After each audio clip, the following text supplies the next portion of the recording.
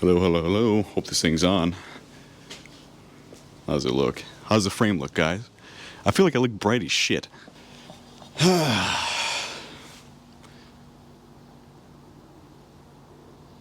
don't know what I'm doing. How do YouTubers do this shit, dude? This just feels so weird to me. Oh, shit.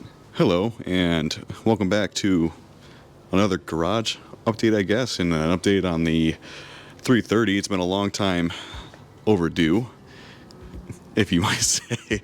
I think it's been at least half a year, 6 or 7 months since I've shared any progress with the car, and there has been a lot of progress made. Indeed, I haven't documented fuck all.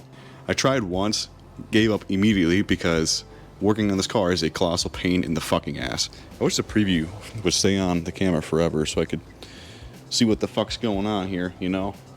There, okay, it's back. Anyways, I felt like it's been a long time coming, so we got to give you an update on this. There has been a lot done, like I said.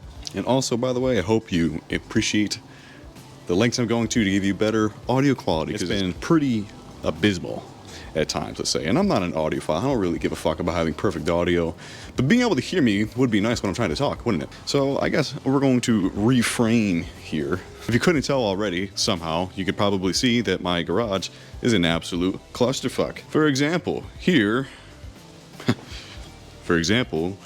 are a bunch of sockets all over the ground and a bunch of tools and stuff everywhere. You can see my seats laying over there, coolant, some exhaust pieces, shit fucking everywhere.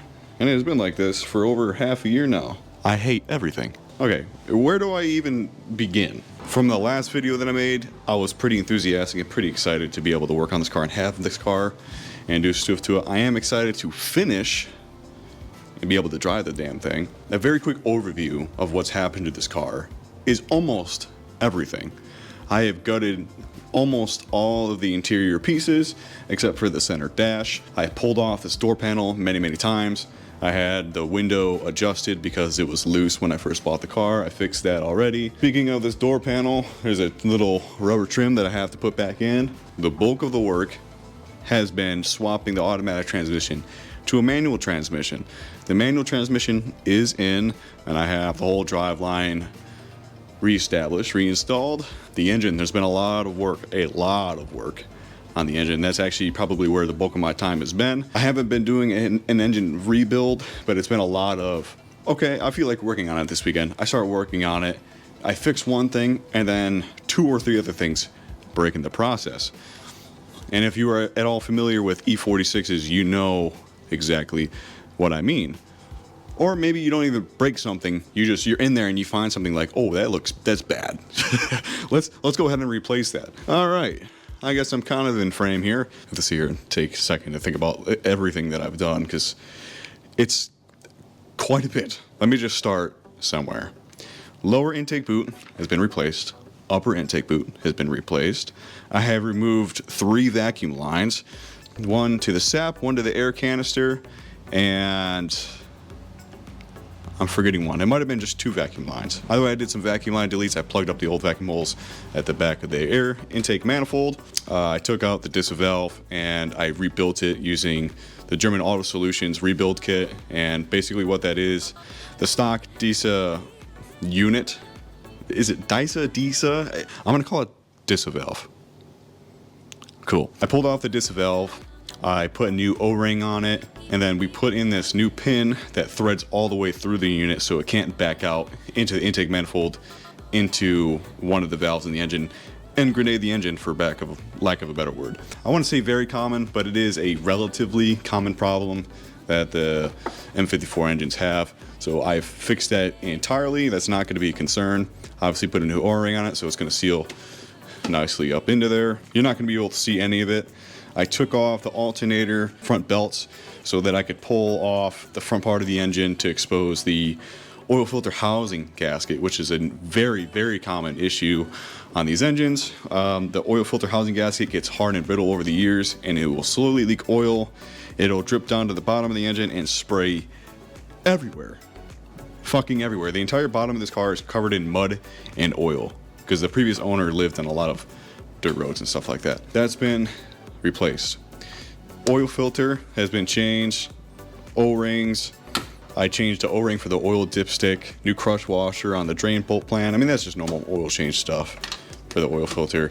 Obviously, I put new oil in it. With the new transmission, I put new transmission fluid, filled that up.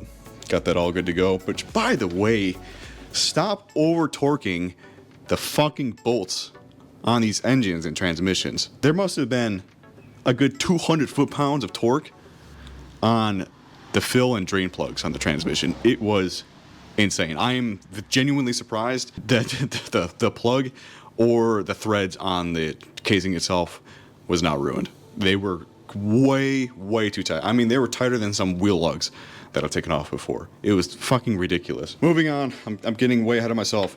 New coolant hoses, pretty much everywhere. Every single one has been done. I replaced the entire CCV system, literally every single thing. Let's see, new thermostat in the housing, I got that. I deleted the old clutch fan so that I could convert it to electric only. It's smoother, and as long as the fan's working, just as reliable, if not more reliable. The problem with the mechanical clutch fans that these engines had is that over time, the fins would get brittle. Classic, right? I feel like I've said that a billion times already.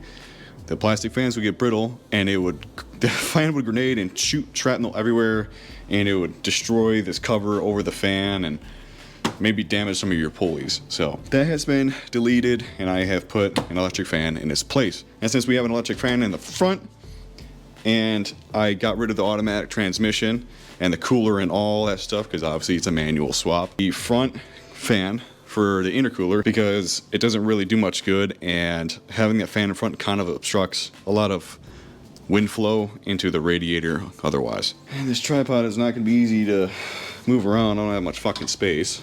Now, one thing I did fuck up, I didn't really fuck it up, but it's just what happened. When I was replacing this hose for the CCV, this edge piece on the valve cover actually cracked a tiny bit. I don't know if you're going to be able to see it or not. Yeah, it's hard to see, but right where that connector meets, the valve cover cracked a little bit. So that's pretty cool. I think it's so minor that I'm not going to really worry about it in terms of vacuum leaks. And yes, on an E46 M54, you can have a vacuum leak because of a cracked valve cover, because it directly connects to the CCV and blah, blah, blah, blah, blah. This isn't all squared away still. I still have to plug in the O2 sensors and then cover up the the downstream O2 sensors plugs, because I'm not using them anymore. And you'll see why in a second. And then over here, main thing, I deleted the SAP, so the secondary air pump, that big thing that's normally right here, that's gone. And that's just because I have catless headers installed now, so there's no catalytic converters to warm up on first start, so the SAP is completely useless, and it's just extra weight, and it clutters the front of the engine quite a bit. The downstream O2 sensors are completely useless, so what I've done is I removed the downstream O2 sensors and left the upstream ones, and then we're just going to connect the upstream into this normal spot, and we're just going to cover the downstream plugs so they're not exposed to the environment, the atmospheric moisture and stuff, if you will. Got to put the windshield washer fluid back in, and then this valve for the SAP system and the vacuum line has all been removed, because again, it's completely useless with the setup of the car right now. Look at the motorcycles in frame alongside my fucking jack. And then besides all the stuff I told you about already and I tried to show you, had to put the interior back together, but I'm also going to take the interior out again in the future. We're going to dye the seats black. We're going to custom paint myself the interior black from the gray that it is right now. I don't know what I'm going to do about the carpet, but that's a problem for down the road. I have to replace one of the tail lights because it's got a small crack in the back. Otherwise, there's no rust or anything on the car to really worry about. There's no subframe cracking on it, which is beautiful. Have to put the rest of the exhaust on, but again, that's very minor in the grand scheme of things. And then just do all the brakes. So, not that bad. Well, I think that's going to about do it for this update. Thank you very much for watching, and I promise, sooner rather than later, this car will actually be done. Stay tuned. Do YouTubers still do outros? Is that a thing? See ya.